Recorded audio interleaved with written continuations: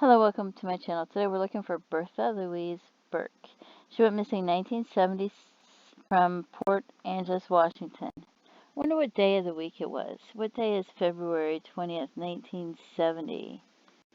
Do you know what day of the week that was?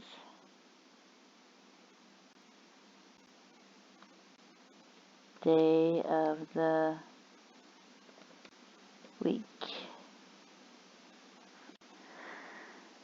Friday. It was a Friday. Okay. So it's a Friday. She's in Port Angeles, Washington. She's 29 years old, 5'10", 130 to 140 pounds, brown hair, brown eyes. She may go by her middle name, Louise. She didn't wear much makeup. And it's in 1970, so, everything closed early, probably.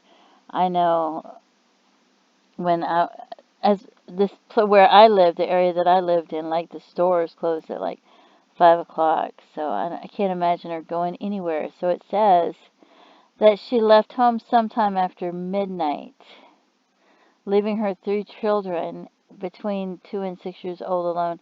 And I can't see somebody doing that in 1970. And then it says she left her purse behind. So she's leaving her home after midnight and leaving her purse there.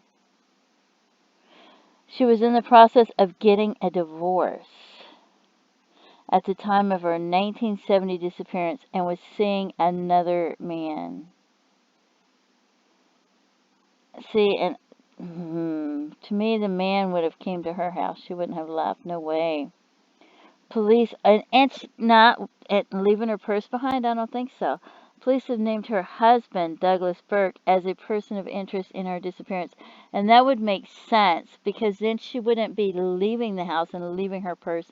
Maybe something happened to her while she was in her home. And then, poof, she's not there anymore. They got married in 1958. So that's 12 years. She was seeking a divorce on grounds of cruelty.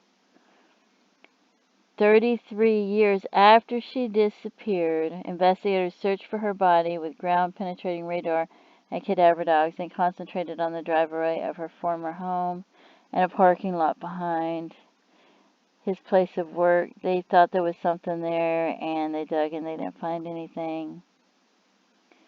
He remarried after her disappearance. I think he remarried like less than a year after her disappearance. And I don't know, it might have been about a year, but I don't know. I don't think it was that long. And then he died in 2008. And his wife, I think she died in the 80s or something. But Bertha was said to have died in February 1970, the month she disappeared. Her case is unsolved. So, and you want to see something interesting? I was trying to find somebody that fit her description in the Doe Network. And you try to find somebody that, and name us, and you try to find somebody that's 5'10". It is so difficult. So I did find this one, but this one died almost 4 months before her, but they look so similar to me, and I thought, wow, that's interesting. So this is Bertha Louise Burke, the 2 center pictures, okay? And this is the doe, but her hair is longer than it shows in this. Her hair is about the same length as Bertha Louise's, or Louise, I guess we should call her, because it says that her hair was 8 to 10 inches long and in bobby pins, and she was wearing a nightgown. Her hair was 8 to 10 inches long. It was in bobby pins, and she was wearing a nightgown, like she was asleep, which is probably what I think happened to Louise as well. So her hair is about the same length, and it's in bobby pins, and she had her nightgown on, and she was probably asleep when something happened. But they look so similar to me if you look at them. I thought, wow, they look. But this one died, the Jane Doe died almost 4 months before, 3.5 to 4 months before Louise went missing. And she's about the same height and weight. She's about the same age. She's got brown hair and brown eyes, but it says she never had pierced ears, or she didn't have pierced ears. Where Louise has, it says has pierced ears, but I don't know if that's true or not, because her husband could have said that. and they could have healed. And to me, that looks like it could be clip-on earrings. So I don't know, because I used to wear clip-on earrings sometimes. But yeah, these two are Louise, and these three are not. And they did her hair shorter, but her hair would have been, you see it's wavy and stuff, her hair would have been the same length as hers. So if you put her hair down the same length, to me it looks like it's the same person. Isn't that crazy?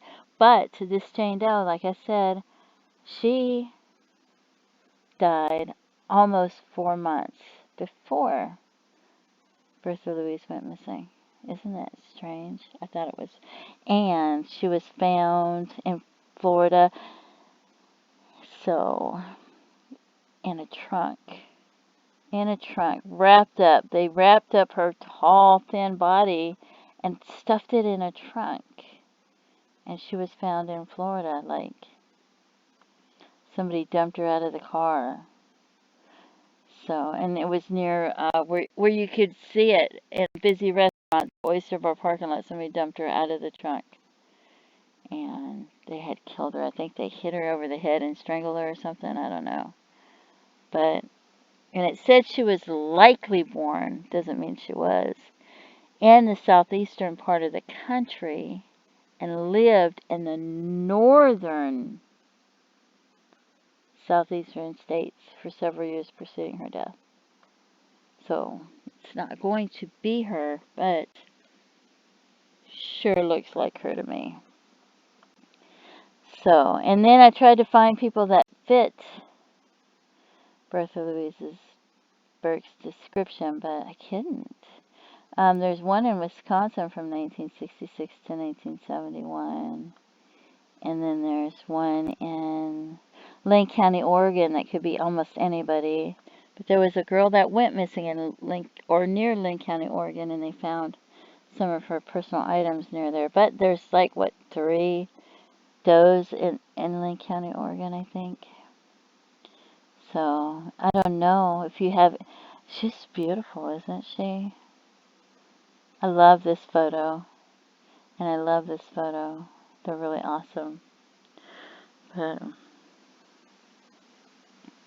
so sad. So,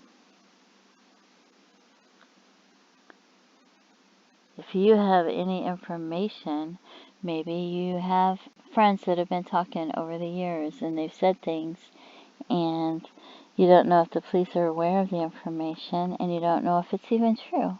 Contact the authorities, let them know, let them decide if it's pertinent, let them decide if it'll help in their case, let them make notes of it, you know, just email them, CC a couple of them, call them, whatever, but let them know so that her remains may be found or her family can have closure. You never know if it might help or not, but just give them whatever information you have.